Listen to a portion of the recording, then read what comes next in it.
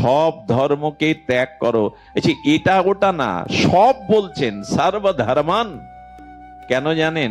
বলেন সর্বধর্ম ত্যাগ করে তুমি ধর্ম ত্যাগ করে পরম ধর্ম গ্রহণ করো। সেই পরম ধর্ম হলো অনুরাগ নিয়ে তুমি আমার চরণে সমর্পিত হও। মামেকং শরণং ব্রজ, একমাত্র আমার চরণকেই আঁকড়ে ধরো, আমার চরণেই প্রীতি ভালোবাসাটা অঞ্জলি করে দিয়ে দাও। সবকিছু ত্যাগ করো, একমাত্র আমাকে ভালোবাসো। বলেন প্রভু, সব ধর্ম যদি ত্যাগ করি প্রত্যাব্যয় হবে না, দোষ হবে না, অমঙ্গল হবে না? গোবিন্দ বললেন অহং তং সর্ব পাপেভ্য মোক্ষায়িষ্যামি মা শুচ, আমার চরণে যদি একবার অনুরাগ দিতে পারো, তোমার সমস্ত দায়িত্ব আমি নিলাম, তোমার সমস্ত পাপ আমি মুছে দেব, পাপের চিন্তা তোমাকে করতে হবে না। আচ্ছা, এখন ভগবানকে আপনি এটো খাওয়াতে পারবেন না, পারবেন কি? আপনার মুখের এটো দিতে পারবেন ভগবানের গালে? বলে ভগবান মনে করলে পারবেন না, বন্ধু মনে করলে পারবেন। বন্ধুকে দেই কিনা আমরা খেতে খেতে? আচ্ছা, ভগবানকে আপনি শাসন করতে পারবেন? কান ধরে রোদ্দুরে দাঁড় করিয়ে রাখতে পারবেন? বলে ভগবান হলে পারবো না, কিন্তু গোপালকে পারবো। যশোদা যেমন তাকে রোদ্দুরে অদুখুলে বেঁধে রেখেছিল। আমি বোঝাতে চাচ্ছি, আমার বলবার অভিপ্রায় হলো ভগবানকে ভগবান জ্ঞানে না, ভগবানকে সখা প্রিয় জ্ঞানে, সন্তান জ্ঞানে এই ব্রজের ভালোবাসাটা তাকে দিন, তাকে নিজের করে ভালোবাসুন। ভালোবাসাটা দূর হয়ে যাবে যদি তাকে শুধু ভগবান মনে করেন। আর ভগবান মনে করলে কি হবে জানেন? তার কাছে গিয়ে শুধু নিজের বিপদ আপদ চাওয়া পাওয়া চাইতে ইচ্ছা করবে। তুমি সর্বশক্তিমান, তুমি সবকিছু করতে পারো, তুমি আমায় দাও। কিন্তু ভগবানকে যদি মনে করেন আমার সন্তান, তখন মনে হবে ও কিছু জানে না, ওর ক্ষুধা লাগলে আমাকেই দিতে হবে, ওকে গরম লাগলে আমাকেই বাতাস করতে হবে, তখন দায়িত্বটা তখন আপনার উপরে আসে। ভগবান মনে করলে তার সেবা, ভগবানের ক্ষুধা নেই তো, তৃষ্ণা নেই তো, কিন্তু ভগবানকে যখন সখা মনে করবেন, পুত্র মনে করবেন, প্রিয় মনে করবেন, তখনই তার ক্ষুধা তৃষ্ণার কথা আপনার মনে আসবে। বাজারে গেলে কি করেন? ছোট মেয়েটার জন্য একটা খেলনা কিনে আনেন না? মেলায় গিয়ে খাবার কিনে আনেন না কেন? কেউ কি বলে দেয়, লিস্টে লিখে দেয়? কিন্তু মনে পড়ে আমার ভালোবাসার খুকিটা তো আছে, সে গেলে জিজ্ঞাসা করবে বাবা কি এনেছো। তেমনি ভগবানকে যদি পুত্র জ্ঞানে, সখা জ্ঞানে, প্রিয় জ্ঞানে ভালোবাসতে পারেন, তবে এই ভালোবাসা ব্রজের আনুগত্যে ভালোবাসা হবে। এই ভালোবাসাটা কি হবে জানেন? রক্তম। ভগবানের প্রিয় দাস, ভগবানের প্রিয় দাস গোবিন্দকে পাখা দিয়ে বিজন করছেন, বাতাস করছেন। ঘরমক্ত দ্বারকাধীশ গোবিন্দকে যখন বাতাস করছেন, দারুক, ভগবানের দাসের নাম রক্তক পত্তক দারুক। তো দারুক যখন বাতাস করছে, আচ্ছা সেবাটা কার করছে? প্রভুর সেবা করছে, গোবিন্দের। কিন্তু হঠাৎ দারুক গোবিন্দের বদন কমল সৌন্দর্য দেখে চোখে জল এসে গেছে, তুমি এত সুন্দর, মানে প্রেম এসে গেছে ভগবানকে দেখে। আর প্রেম যেই এসেছে, চোখে নয়নে জল এসেছে, হাত কাঁপতে শুরু করেছে, প্রেমের লক্ষণ, পাখাটা পড়ে গেছে। আচ্ছা এইখানে আমাকে বলুন তো, প্রেমটা ওর এসেছে আর সেবাটা হচ্ছিল কার? গোবিন্দের। এখানে কবিরাজ কৃষ্ণকবি বলছেন, যদি তোমার সেবার পথে আমার প্রেম এসে তোমার সেবারুদ্ধ হয়ে যায়, তবে সেই প্রেম আমি চাই না। সেই প্রেমের প্রতি ভক্তের ক্রোধ হচ্ছে, প্রেম কেন এলি, সেবা বন্ধ হয়ে গেল। এই জন্য ওখানে লিখছেন, কি লিখছেন? সেবানন্দ যদি প্রেমানন্দ বাঁধে, সেই প্রেমানন্দ ভক্তের হয় মহা ক্রোধে। এ ভাবা যায়? এ চিন্তা আমরা করতে পারবো? প্রেম আনন্দময়, ভগবত প্রেম তো যোগী ঋষি মুনিরা চাইছে। বলে প্রেম তুমি এসো না, সেবা যদি বন্ধ হয়ে যায়, প্রেম এলে চোখে জল আসে, হাত কাঁপে। ভগবানের সেবা যদি বন্ধ হয়, তবে এই প্রেম আমি চাই না। এত বড় কথা ব্রজেই কেবল মানায়, অন্যখানে প্রেম কেউ চাইছে না সেবার জন্য। তো আসুন আমরা এই সেবার চিন্তা করি, তবে হবে না। এ যতই মুখে বলি ভগবত সেবার জন্য প্রস্তুতি চাই, সেই প্রস্তুতিটা কেমন? বহুবার বলা, বহুবার শোনা, এ কথা আবারও বলি। এখান থেকে 250 বছর আগে, তখন বৃন্দাবন এভাবে যান্ত্রিক যন্ত্রণায় কাতর হয়নি। তখন বৃন্দাবনের বনশোভা, বনলক্ষ্মীর বাতায়ন, আর কুসুমসিক্ত বৃন্দাবন মধুময় আনন্দময় কানন। সেই বৃন্দাবনে কালিয়াহ্রদে সিদ্ধ জগদীশ বাবা থাকতেন। কি নাম বললাম? সিদ্ধ জগদীশ বাবা। ওই জগদীশ বাবার কাছে চলে যান আমাদের কলকাতার রাজ পরিবারের একটা সুন্দরী, অনন্য সুন্দরী যুবতী। কি কোন জন্মে তার স্বীকৃতি ছিল, সব ছেড়ে চলে গেছেন। চলে গিয়ে গোধূলি বেলায় সিদ্ধ বাবার চরণে দূর থেকে প্রণাম করছেন। ওরা তো অন্তর্মনা হয়ে রাধারানীর চরণ চিন্তায় রত। বাবাজি মুখ তুলে বলছেন, কে রে মা তুই? কে তুই? বলেন, বাবা আমি সংসারের সব সত্য ছিন্ন করে চলে এসেছি আপনার চরণে, আমাকে দীক্ষা দিয়ে কৃপা করুন। সিদ্ধ বাবা হেসে বলছেন, স্মিত, চলে যা, এই রূপ যৌবন নিয়ে এখানে টিকতে পারবি না, যা সংসার কর, ছেলে মেয়ে বড় হয়ে সময় হলে আসিস, যা মা। মেয়েটি কথা বলল না, কিন্তু মনে মনে বলল, বাবা আর যে যাওয়ার জায়গা নাই। যারা সব ছেড়ে ব্রজে আসে, সব ছেড়ে রাধারানীর চরণে আছে, তাদের যে আর যাওয়ার জায়গা নাই। মনে মনে বললেন, কিন্তু মহাত্মার সামনে তো তর্ক করতে পারেন না। চলে গেলেন। কি করতেন জানেন? চট গায়ে দিয়ে একটা কুঠিরের মধ্যে বসে থাকতেন সারাদিন। গরমে একটা চট গায়ে দিয়ে নিজের রূপ যৌবনটা ঢেকে রাখতো, যাতে কারো দৃষ্টি না পড়ে। ভজন কি মুখে মুখে হয় গো? গোধূলি বেলায় সন্ধ্যার সামান্য আধার নেমে এলে দূর থেকে বাবাজির ওই আশ্রমের ধুলো গায়ে মাখতো আর কাঁদতো, বাবা কবে প্রসন্ন দৃষ্টি পড়বে, কবে কৃপা পাবো তোমার, গুরু কৃপা না হলে তো হবে না। 1 মাস আর মেয়েটা আসেনি। বাবা মনে করলেন হয়তো চলে গেছে, এত কঠোর জীবন পারবে না বৃন্দাবনে এই বয়সে। 1 মাস পর মেয়েটা সামনে এসে দাঁড়ালো। হাড়গুলো কেবল আছে জানেন, সে যৌবনের জ্যোতি আর নেই, সে দেহের জ্যোতি আর নাই। আর বাবা দেখছেন ঠোঁটটার চোখটা বাদে বল বলে পোড়া লাল ঘা, ঘা হয়ে গেছে। লাল পুড়ে গেলে যেমন বল বলে ঘা হয়, এখনো ঘা গুলো কাঁচা আছে। কে রে মা তুই? আগুনে পুড়ে গিয়েছিলি বুঝি?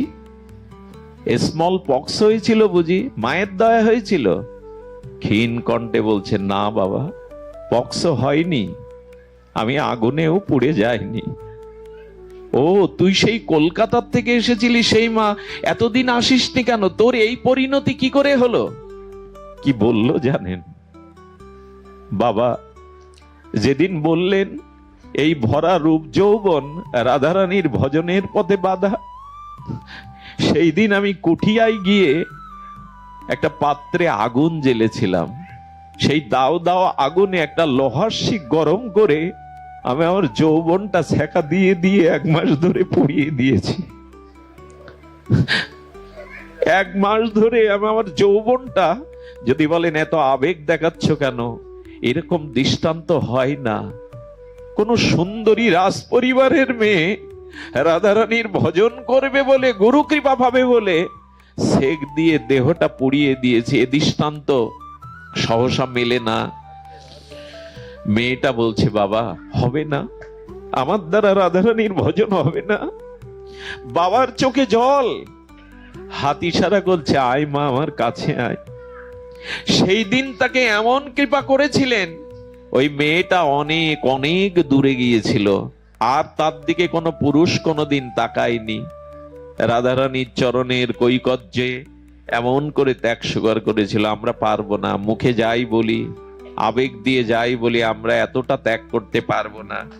এ দেহকেও এখনো সাজাতে আমরা ব্যস্ত। এই দেহ পোকায় ভরা। গুরু মহারাজ বললেন, এই দেহ যদি, আমার লাশটা যদি ফেলে রাখেন, তো শৃগাল কুকুরে ভক্ষণ করার পরে ওদের উদরে বিষ্ঠার মলমূত্র হবে। এই দেহটা চিতায় পোড়ালে 1 মুষ্টি ছাই হবে, আর চেয়েটা মাটির নিচে যদি দেন, ওইখানে কিরমিকিটে রূপান্তরিত হবে। যে দেহের পরিণাম 1 মুষ্টি ছাই, যে দেহের পরিণাম মাটির নিচে দিলে কোটি কোটি পোকা, আর যে দেহটা শৃগাল কুকুরে খেলে তাদের উদরে বিষ্ঠায় রূপান্তরিত হবে মলমূত্রে, সেই দেহ সাজানোটাই কি উদ্দেশ্য এ জগতে আসা? আশা নয়। এই দেহ দিয়ে যদি ভগবত ভজন না হয়, এই দেহ দিয়ে যদি গুরু গোবিন্দের ভজন সেবা না হয়, বড় ভুল হয়ে যাবে। ভুল তো হয়েই গেছে। এই জন্য বললেন এই অভিশাপ সসুখ বাসনা ত্যাগ করতে হবে। দেখুন, ভগবান মহাদেব, ভগবান শঙ্কর চিতাভস্য মেখেছেন। আমায় ব্যাখ্যা করতে পারেন এর কারণ কি?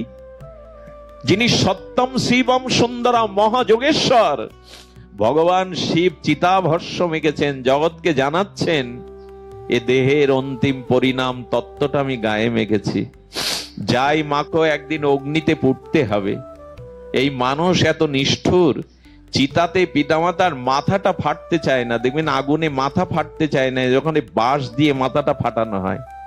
মাথা না পুড়লে তো অস্থি পাওয়া যাবে না, শবদাহ ক্রিয়া শেষ হবে না। এই জন্য প্রিয়জনকে দিয়ে মাথাটাও ফাটানো হয়। কোথায় দরদ দেখাচ্ছেন, কাদের নিয়ে পড়ে আছেন সারা জীবন। এদের প্রতি দায়িত্ব পালন করুন, কিন্তু ভালোবাসাটা ভগবানকে দিন, বড় ভুল হয়ে যাবে। এই সংসারের বাস্তবতা আমরা বুঝতে পারিনি। আপনাদের এই ফরিদপুরে, এই বৃহত্তম ফরিদপুরে এক ডাক্তার ছিলেন। ডাক্তারদের অনেক পরীক্ষা দিতে হয় জানেন। ডাক্তারি পাশ করার পরে প্রফেসর স্যারের সাথে গিয়ে শবচ্ছেদ ঘরে যেতে হয়। শবচ্ছেদ মানে লাশ কাটা ঘরে। লাশ কাটা ঘরে গিয়ে প্রফেসর বলছে ছুরি নাও। তা প্রায় 200 বছর আগের ঘটনা। সেই ছুরিটা হাতে নিয়ে, তখন এত এয়ার কন্ডিশন রুম টুম ছিল না, ওই আবছা আলোর মধ্যে এক যুবকের লাশ কাটতে বলছে। কোথায় কিডনি, কোথায় হার্ট। যেই লাশটাতে ছুরি চালিয়েছে, কি বলবো, বহুদিনের পচাগলা লাশ থেকে বিকট গন্ধ আর কোটি কোটি পোকা ওনার সামনে। ওই যেই চিরেছে, পোকা বেরিয়েছে। সঙ্গে সঙ্গে ভাবছে একটা যুবকের দেহের পরিণতি এই। আর এই দেহটা শুধু কামনা বাসনায় আমরা শেষ করলাম। হাত থেকে ছুরি পড়ে গেল। প্রফেসরকে প্রণাম করে ওই দিনই বৃন্দাবনের উদ্দেশ্যে চলে গেলেন। সিদ্ধ মনোহর দাস বাবাজির চরণে গিয়ে বললেন, আমাকে এই দেহ মুক্তির উপায় বলুন। এ দেহকে আমি জেনেছি। পরবর্তীতে তিনি একজন আচার্য সন্ন্যাসী হন। ডাক্তারি বিদ্যা তার ছিল, কিন্তু পরম বিদ্যা পেয়েছিলেন ত্যাগের বিদ্যা। এই জড় দেহের পরিণতি, মাঝে মাঝে মিনি হাসপাতালে যাবেন, 250 বেড কি 500 বেডের হাসপাতালে গিয়ে ওই যন্ত্রণা কাতর দুর্গন্ধগুলো দেখবেন। তখন মনে পড়বে এই শরীর ভোগের বস্তু নয়, এই প্রপঞ্চময় শরীর একটা ছোট নরক। সেখানে গেলে বুঝবেন যে এই শরীরের পরিণতি কি। এই জন্য শরীরকে সাজাতে গিয়ে, শরীরের আবেশ আসতে গিয়েই তো ভজন হলো না, কৃষ্ণ সেবা হলো না, ভগবত সেবা হলো না। এই দেহাবেশ যতদিন আছে ততদিন ভগবানের আবেশ আসবে না, লিখে নিন। যতদিন এই দেহের আবেশ আছে ততদিন আত্মায় আবেশ যাবে না। আসলে সংসার বলতে কিন্তু 10টা বাড়ি 10টা গাড়ি না। সংসার বলতে কিন্তু স্ত্রী পুত্র টাকা পয়সা না। সংসার বলতে এই দেহ বা দেহের ভোগ। আচ্ছা, টাকা বাড়ি গাড়ি স্ত্রী পুত্র কার জন্য? দেহের জন্যই তো। এদের সাথে সম্পর্ক কিসের? দেহের জন্য। দেহ সুখের জন্য এত আয়োজন। এই জন্য দেহাবেশী হলো ভগবত আবেশের অন্তরায়। তবে এই আবেশ যেতে পারে। ছোট একটা ঘটনা বলেই পাঠ বিশ্রাম করি। এ পাঠ হয়তো এইভাবে 1 ঘন্টা, বা আমি দেরিতে পৌঁছেছি, এটা আমার নিজের অপারগতা, অপরাধ। এই পাঠগুলি দিনের পর দিন শুনতে শুনতে মনে হবে না, ভগবত ভজনী, ভগবানে অনুরাগই আমাদের জীবনের একমাত্র পুরুষার্থ, পঞ্চম পুরুষার্থ। এটাই প্রেম। এই বঙ্গদেশে একজন যুবক বিবাহ করলো। একটু সত্য ঘটনা শুনুন। আর এই বিবাহের পরে তার স্ত্রীর প্রতি কোন কোন পুরুষের প্রবল আসক্তি থাকে স্ত্রীর প্রতি। তার আসক্তি এমন যে 2 বছরে তার স্ত্রীকে সে বাপের বাড়ি যেতে দেয়নি, যেটাকে বলে কাম অন্ধ কামক পুরুষ। 2 বছর পরে ওই মেয়ের শ্বশুর বাপের বাড়ি থেকে লোক এসেছে যে ওনার বাবা মৃত্যু শয্যায়, শ্বাস উঠেছে, একবার মেয়েকে দেখবে। স্বামীকে হাত জোর করে বলছেন, একটা রাতের জন্য, একটা দিনের জন্য আমার বাবাকে দেখতে দাও। সে মারা গেলে আমি তোমায় ক্ষমা করতে পারবো না। তার চোখের জল দেখে বলল, যাও, কিন্তু কাল সকালে চলে আসতে হবে। কত বড় বিষয়ী আর দেহাবেশ এই কামক পুরুষ স্ত্রীকে, তখন পালকির ব্যবস্থা ছিল, পালকিতে পাঠাতে 1 কিলোমিটার চলে গেছে, কি বলবো, এই জ্ঞান অন্ধ কাম অন্ধ এই ব্যক্তি আবেশে ছুটে গিয়ে বলছে পালকি ফেরাও, ওকে আমি যেতে দেব না। মেয়েটা ঘরে আসলো, ঘরে এসে দরজার হাঁক দিয়ে দিল, দিয়ে নিজের কাপড়টা উন্মুক্ত করে স্বামীকে বলছে, পশু পাষাণ্ড, দেখো আমার শরীরটাকে দেখো। আচ্ছা, এখন যদি আমার থেকে আত্মা চলে যায়, আমার এই শরীরে সব অংশ থাকবে, পারবে তো রাতটুকু আমার সাথে কাটাতে? ভালো করে দেখো, হে কামুক, হে পাষণ্ড, হে পশু, দেখো আত্মা যদি চলে যায় এই দেহ থাকবে, আজ রাত্রে তুমি আমাকে জড়িয়ে ধরে থাকতে পারবে না, দেখো ভালো করে দেখো। ওই একটা কথাই তার চেতনার দুয়ার খুলে গেল। ঘর থেকে বেরোলেন, একটা থলে আর গামছা নিয়ে ব্রজের উদ্দেশ্যে চলে গেলেন। সত্যিই তো, আত্মা যদি চলে যায়, ওই শরীরটাও তো আজ রাত্রে আমি আমার কাছে, ওর দেহের সব আছে কিন্তু রাখতে পারবো না। এই চেতনাই তাকে বৃন্দাবনের পথে তুলে দিয়েছিল। জানি না আমাদের কবে এই চিন্তা কাজ করবে। সংসার আছে আছে, সংসার করতে হয় করুন, কিন্তু এতটা মজে গিয়ে এতটা আবেশ আনবেন না। সংসারে থেকেই ভগবানের প্রতি অনুরাগ দিন। এই অনুরাগ যদি কিছুটা দিতে পারেন, আবেশ দিতে পারেন, তবে জানলেন এ জন্মে অন্তত কিছুটা এগিয়ে থাকতে পারবেন। এই রাগ ভক্তির অর্থ হলো আমাদের পুরুষ অভিমান ত্যাগ করতে হবে। এই পুরুষ অভিমান যদি ত্যাগ করতে পারেন তবে ভজন। আচ্ছা, কামের সব থেকে প্রধান কারণটা শোনো, লিখে নিন। আমি অনুরোধ করব যারা এসেছেন লিখে নিন অন্তরে, কাগজ কলম তো এখানে সকলে আনে না, লিখে নিন।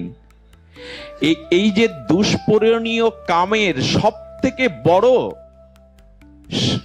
থেকে বড় এই কামের মূল কারণ, মূলীভূত কারণ হলো নারী আর পুরুষ এই ভেদ দেখা। যখনই নারী এবং পুরুষ এই দুই তত্ত্ব এসে দাঁড়াবে, তখনই এই অভিশাপ এসে সামনে দাঁড়াবে। এই জন্য ব্রজের আনুগত্যে এই কথাটি আমাদের মস্তিষ্কে যেন আপনাদের সকলে হৃদয়ে যায়। এই জন্য আমাদের শাস্ত্রে বলছেন, এই নিবেদন ধরো সখীর অনুগত করো। আমরা কৃষ্ণ দাস, কিন্তু আমাদের পরিচয় আমরা রাধারানীর দাসী। এই শব্দটা মহাপ্রভু দিতে এসেছিলেন মঞ্জরি ভাব সাধনা। শেষ 12 বছর মহাপ্রভু পর্যন্ত এই ভজনের আবেশে ছিলেন। রাধারানীর ভাব ও কান্তি নিয়ে মহাপ্রভু শেষ 12 বছর গম্ভীরার মধ্যে এই ভাব। মহাপ্রভু যখন চেতনা ফেরে, মহাপ্রভু বলছেন, আমি রাধা কুণ্ডে রাধা মাধবের জলকেলি দেখছিলাম মঞ্জরি হয়ে, তোমরা কেন আমায় ডাকলে? তা মহাপ্রভু এই ভজনে ডুব দিয়েছিলেন।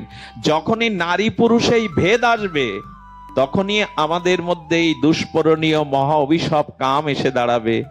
এই জন্য শাস্ত্রে বলেছেন বারবার, আত্মনাম চিন্তায়তে তত্র তাসাং মধ্যে মনোরমাম রূপ যৌবন্য সম্পন্নম কিশোরীং প্রমাদাকৃতিম।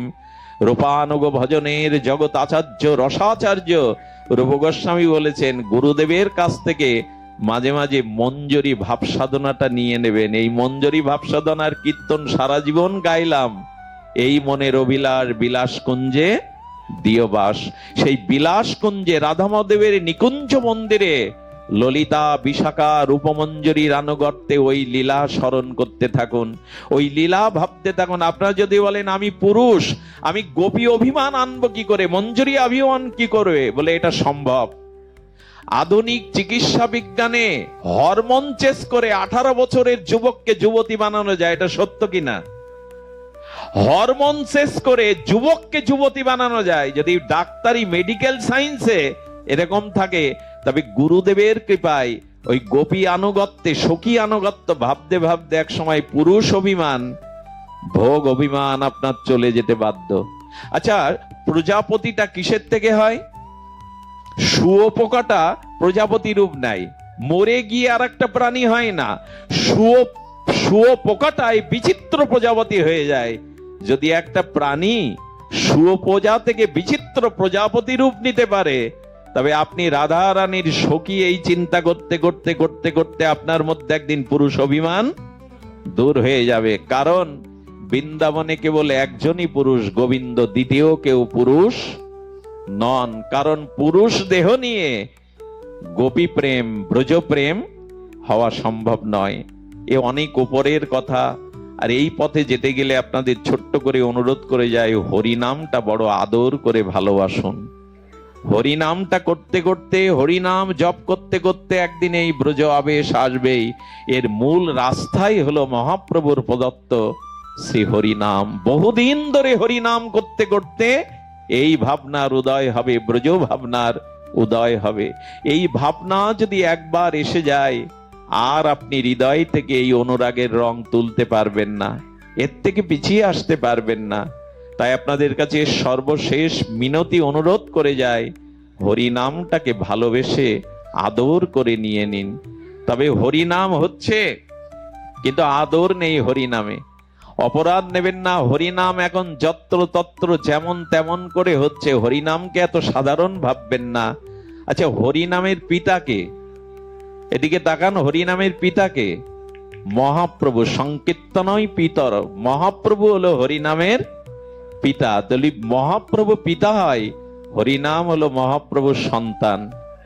তো মহাপ্রভুর সন্তান যদি হরিনাম, তাকে লালন পালন করেছেন, তাকে যত্ন করেছেন, আপনাদের কাছে অনুরোধ করব, হরিনামকে খুব ক্ষুদ্র করে দেখবেন না। হরিনামের মহিমাকে গুরুত্ব আরোপ করুন। গুরুত্ব আর হয়েছে, আজকে কিছু মনে করবেন না। লিফলেট গুলো ছাপিয়ে যজ্ঞের দেখবেন খাম্বা অর্থাৎ বিদ্যুতের খুঁটিতে মেরে দেয়া হয়। আজকের এই লিফলেট গুলো দোকানদারকে দিলে অনেকেই চালে গুজে রাখে। এই লিফলেট গুলো ড্রেনে, লিফলেট গুলো ধুলিতে পড়ে আছে, যাতে গোবিন্দের ছবি আছে, রাধারানীর ছবি আছে। এতটা হালকা করে নিবেন না। আমার মতে সূচিপত্র প্রচার করুন, কিন্তু ছবিটা না দেওয়াই উচিত। আজকাল দেখবেন প্যান্ডেলে প্যান্ডেলে কি হচ্ছে, রাধা গোবিন্দের যুগল ছবিটা প্যান্ডেলে আঁকানো থাকে না কাপড়ে। ওই রোদ বৃষ্টি আমাদের পায়ের ধুলো গিয়ে উড়ে পড়ছে গোবিন্দের গায়ে। এত আবেগ ভালো না, এত আবেগ ভালো না। এই জন্য এইগুলি দিবেন না যেখানে আমাদের পায়ের ধুলো, রোদ বৃষ্টি। কারণ শ্রী ভগবান আত্মার অঙ্কিত বিগ্রহ বা তার অঙ্কিত কোন পট সাক্ষাৎ ভগবানের সমতুল্য। নামটাকে আমরা যত্র তত্র, এরপরে দেখবেন সরিষার টিনেও তো রাধা মাধবের ছবি, ধূপের প্যাকেটগুলোতে ছবি। এই অতি আবেগগুলো আমাদেরকে অপরাধী করে তুলছে। আর নাম যজ্ঞেরও দশা ওই। 11টা বাজছে তো আর কমিটিরও লোকজন নেই, তারা খিচুড়ি খেয়ে ঘুমাতে গেছে। একটা দিন যজ্ঞ, 2টো দিন, অথচ ওখানে ওই টাকা দিয়ে আনা দলগুলোই কীর্তন করে। ওইখানে এক রাত্রির জন্য কেউ রাত জেগে শুনতে চায় না। আমার একটা অনুরোধ আপনাদের কাছে, নামযজ্ঞ শুধু আসরে যেন না হয়, 24 প্রহার 56 প্রহার আসরে যেন না হয়, শুধু আসরে হোক, শুধু যেন আসরে না হয়। মহাপ্রভু বলেছিলেন ঘরে ঘরে হরিনাম হতে হবে। অতএব গৃহে তুমি কৃষ্ণ ভজ গিয়া, মহাপ্রভু দেখিয়ে দিচ্ছেন ঘরে কৃষ্ণ ভজ। 5-7 মিলে, স্ত্রী পুত্র মিলে করতাল ঝাঁঝর বাজিয়ে ঘরে ঘরে হরিনাম করো, ওখানে অমঙ্গল নাশ হবে। ওইখানেই ভগবত প্রীতি, ভগবত আশীর্বাদ ঝরবে। এখন আমরা আসরে নাম করি, গৃহে গৃহে হরিনাম প্রায়শ করি না আমরা। মহাপ্রভু এটা চাননি। শোনো শোনো নিত্যানন্দ, শোনো হরিদাস, সর্বত্র আমার আজ্ঞা করো হে প্রকাশ। জীবের দ্বারে দ্বারে গিয়ে, কোথায় যেতে বলছেন? জীবের দ্বারে দ্বারে গিয়ে। আজ দ্বারে দ্বারে নাম নেই। 40,000 টাকা দিয়ে দল আনুন, আমার আপত্তি নেই, তাদের খোল করতাল আছে, তাদের লোকজন আছে। কিন্তু যদি মাসে 20,000 টাকা দিয়ে গ্রামের লোক একজন শুদ্ধ বৈষ্ণবকে প্রভাতে করতাল বাজিয়ে পুরো গ্রামটা নামের জন্য রাখতেন, তাহলে ভোরবেলা ওই মধুর হরিনাম আপনার কানে, আপনার ছেলে মেয়ের কানে, যে তার দিনটা ভালো যেত, তার হৃদয়ে কৃষ্ণ নাম হতো। কিন্তু 20,000 টাকা দিয়ে নগর কীর্তনের একটা বৈষ্ণবকে রাখবো না, অথচ 50,000 টাকা দিয়ে 3 দিনে একটা দল এনে এখানেই নাম শেষ। ওটা আর কেউ ঘরে নিয়ে যায় না। মহাপ্রভু হরে কৃষ্ণ কৃষ্ণ কৃষ্ণ হরে হরে, হরে রাম রাম রাম হরে হরে। প্রভু কহে কহিলাম এই মহামন্ত্র, ইহা গিয়া জপসভা করিয়া নির্বন্ধ। জপ করি তো। আশ্চর্যতে একটা খবরের কাগজ সকালবেলা পড়তে কত সময় নেই আমরা। একটা জাতীয় পেপার, আঞ্চলিক পেপার অন্তত 8 ঘন্টা ধরে পড়ি। আর 4 মালা জপ করতে 20 মিনিট লাগে। কজন করি আমরা? পেপার পড়লেন ভালো কথা, কিন্তু কতক্ষণ 4 মালা জপ করতে 20 মিনিট লাগে? আমি মাদারীপুর বাসী আশপাশ থেকে যারা এসেছেন শরীর জন অনুরোধ করব, নাম জপটা শুরু করুন।